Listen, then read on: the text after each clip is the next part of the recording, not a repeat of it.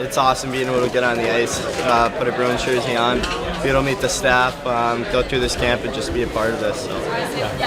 You get to play a little hockey today. Actually, how did that feel after all of the drill heavy stuff? No, it felt great. Being able to go out there and play in a 5-on-5, 3-on-3, all different scenarios. It was awesome. What do you kind of take out of this moving into the rest of the summer? Yeah, just how hard it is. If you want to crack a lineup here, it's going to be really hard. You're going to have to do all you can. It's not easy at all. So just being prepared and getting ready for it. What kind of conversations have you had with the staff what they need to see? Yeah, I'm actually going to go have it in the next 20 minutes. So I haven't heard much. So I'll find out then. At this stage, you expect to go back to BC? I don't know what's going to happen. It'll be nice talking to the staff, being able to hear what they have to say. It's a talk you have to have with your family, coaches, and the staff of the Bruins. I know you're familiar with the Boston market, but what do you think of all the kids? Like the fact that this is in the middle of the summer, it's a development camp, but it's like actually packed out summer. Like, what do you make of the Boston fans? This is really cool. When you're out on the ice, these kids could be out by the pool, out in the sun, and they're showing up to the rink to watch us out there. It's so cool. These fans take so much pride in the Bruins, and to be a part of this, you want to be able to give your heart and soul back to them. So. James, regardless for you, what are your expectations? What do you want to be able to do? You want to be able to put on muscle, gain weight.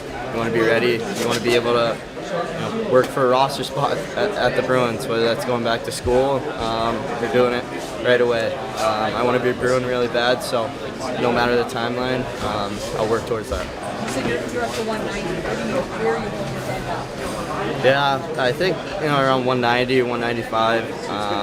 I came home from school at around 178, 177, so I was able to put on a lot of weight, good weight too. So it's been really helpful. I've been really making sure I'm eating the right things, working out, making sure you put on muscle. It's not just fat. So. How did it feel?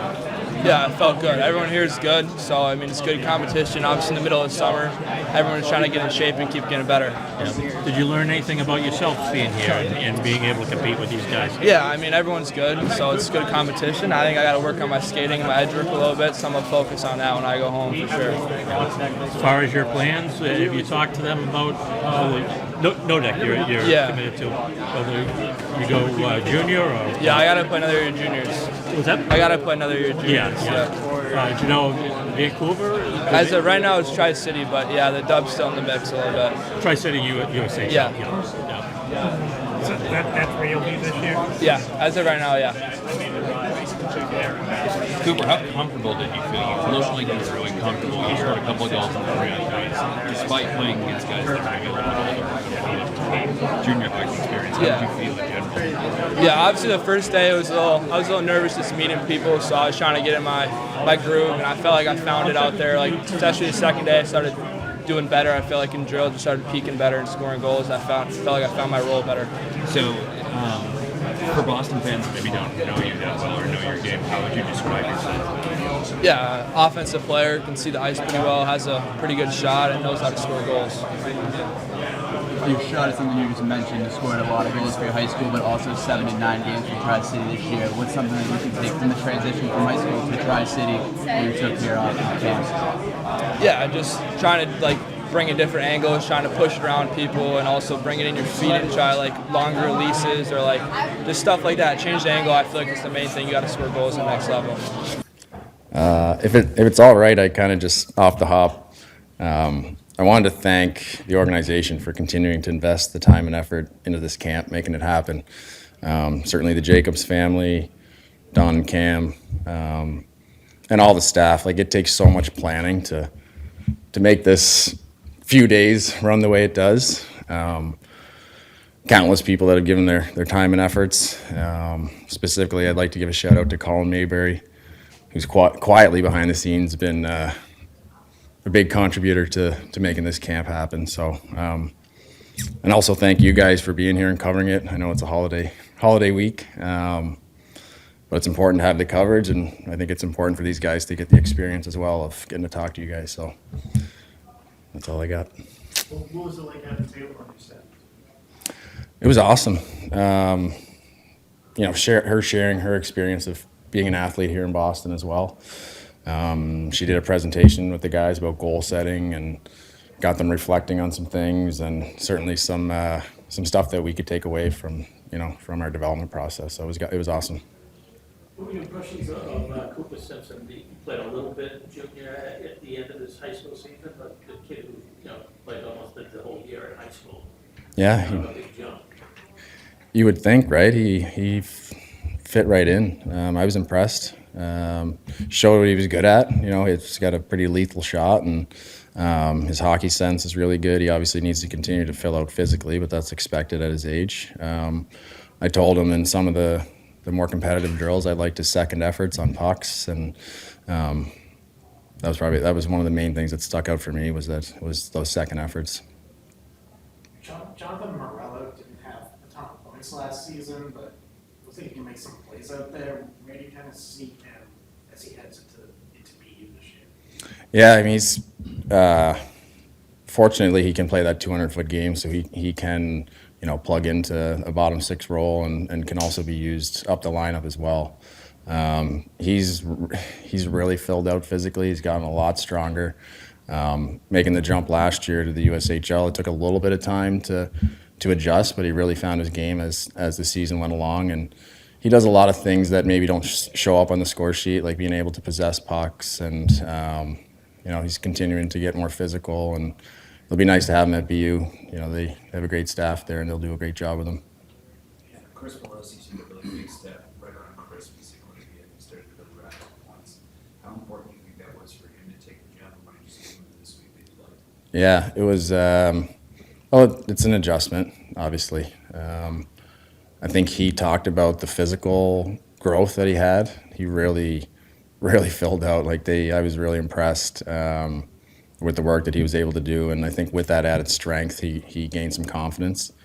Being able to get to harder areas, he has a great shot. So, he took great steps in his 200-foot game, but found ways to find the back of the net, which was nice to see. What do you think of Lenard throughout camp and specifically game today? Yeah, I mean, a kid at his age that can move as well as he does at his size, and he's pretty raw, even in talking to him.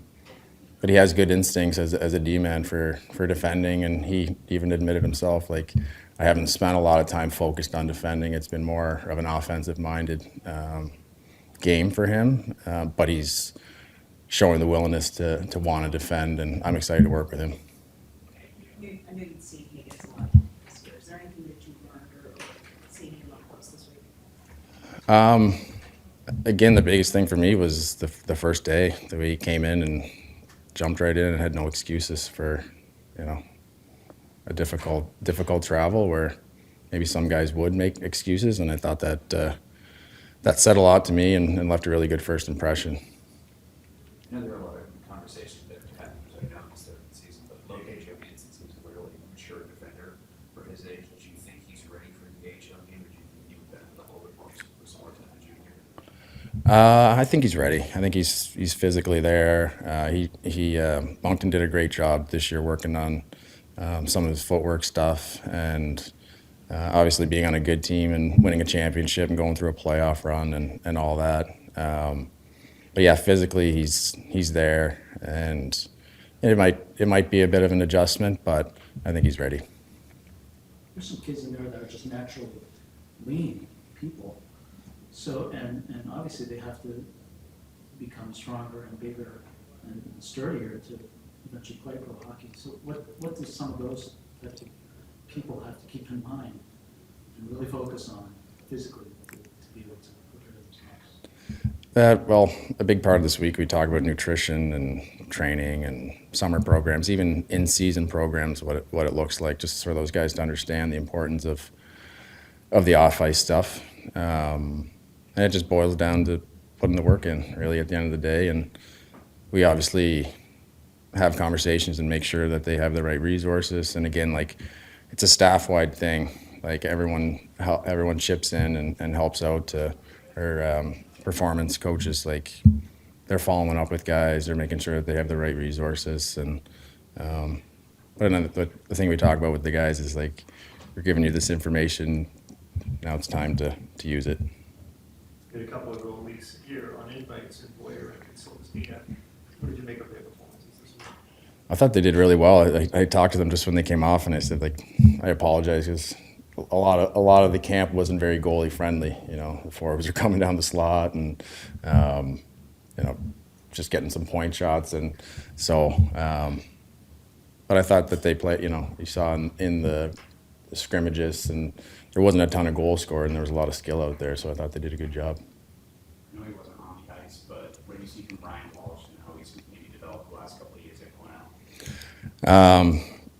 Yeah, he took a step this year as far as continuing to round out his game. I mean, production was there on a Cornell team that's pretty, you know, structured and defensive minded at times. So he continues to fill out, and he continues to improve some of his stick details. But he's got a really smart mind for the game, and I think, you know, he's going to work on his skating this summer and kind of all the cliche things, but. He continues to just kind of take steps, and it's all part of the process. Like, we have heard a lot of these guys, and he's on the right track. What will you be watching from James this year? Those are the two seriously talented wingers that he played with that are not going to be back. So the opportunity that he has, what will you be watching? Yeah, I think in some ways it's going to benefit him. You know, just continuing to ramp up the compete level and the consistent impact that he's capable of having. I think that's the big thing for a lot of young players, is just bringing the consistency night in, night out. It's not always going to be perfect, but just bringing the effort and wanting to be a driver and a difference maker like he wants to be, and we're just going to help him along in that process. What kind of growth did you see from the team from this point last year compared to now? I mean, I was really happy with Dean this week. I think he showed how much stronger he's gotten, more physical. He's using his frame, wanting to get to the net, doing things quicker. Again, he spent the whole month here in Boston. That said a lot about, you know, what his commitment level. So I'm excited for him. I think he's excited as well. He's just itching to get going. Hagens has said a few times, you know, he wants to be a Bruin as soon as possible. This season is. How do you kind of approach it? Because obviously, like that excitement, but somewhat maybe there has to be a conversation about, you know, if he is going to come back. Yeah, I mean, it's a conversation that'll have to be had.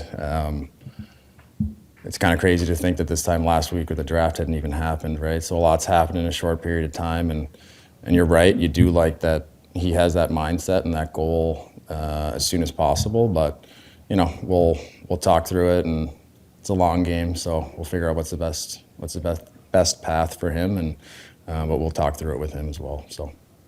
Did your own career and stages that you had to go through before you established yourself as an NHL player help you understand where these guys are at, and, you know, helping them with their various plateaus and spikes and things that everybody wants it to be linear. Everybody wants to just step on that escalator and it's going to get you there.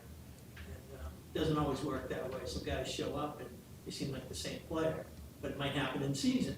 Mm-hmm. You know, you just don't know. Yeah, I think it's always good to be able to share your experiences that you've had. For me, you know, coming out of junior, I had a ton of work to do. I was far from a finished product, and it was just the daily focus on improving a little bit each day, and obviously having the long-term goal in mind, but it was more of a daily focus on getting a little bit better. So, yeah, I think it helps me, having gone through the process, to be able to talk to the guys, and you're right, like, a lot of them want it to be tomorrow, and just, you know, reassuring them that, like, it's okay to just make incremental gains, and just stay positive through the process, and it's probably, you know, what it comes down to at the end of the day.